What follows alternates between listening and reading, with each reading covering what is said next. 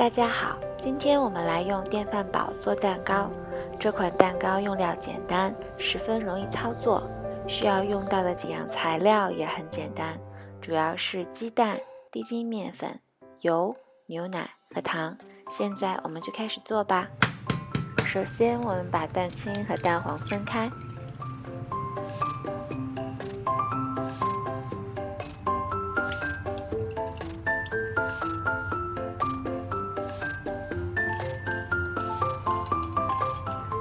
在蛋黄中加入10克的糖，搅拌。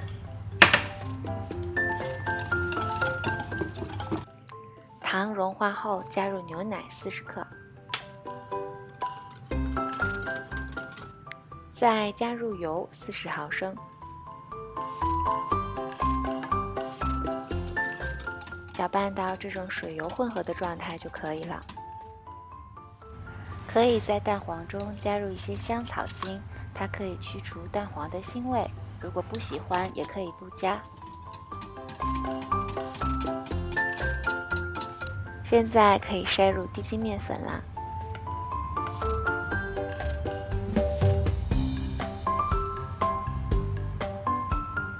在搅拌面糊的时候要注意，要轻轻的搅拌，最好以 Z 字形，这样以免面糊起筋上劲。搅拌好的面糊是有流动性的，这样就好啦。现在我们来打发蛋清，加入一点白醋，可以帮助蛋白的打发。打出泡沫后，分次加入白糖，糖会先溶解在蛋清里，变成糖浆溶液，它会包裹在气泡的外面，这样可以保护气泡。蛋清打发到湿性发泡的状态，就是打蛋器提起来，前面的蛋白泡沫呈现一个小尖尖，蛋白霜就打好了。先取1/3的蛋白霜倒入到面糊中，轻轻地把它翻拌均匀。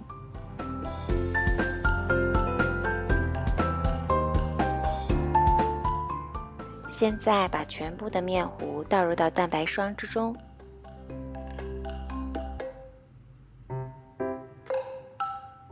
继续用翻拌的手法把这两者混合均匀，注意不要像打鸡蛋那样乱乱的打面糊，这样很容易消泡，最后导致做出来的蛋糕不够蓬松。在电饭锅的底部刷上一些油，把拌好的面糊倒入到电饭煲之中，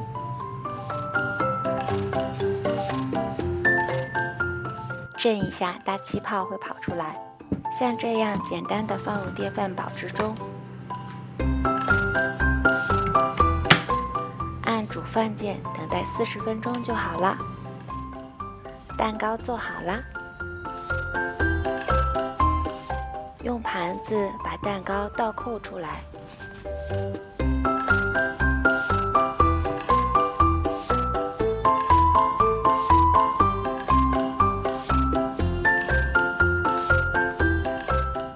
做好的蛋糕就像棉花一样软绵哦。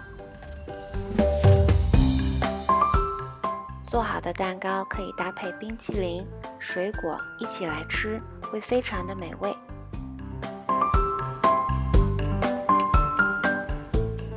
现在我来帮大家试吃一下。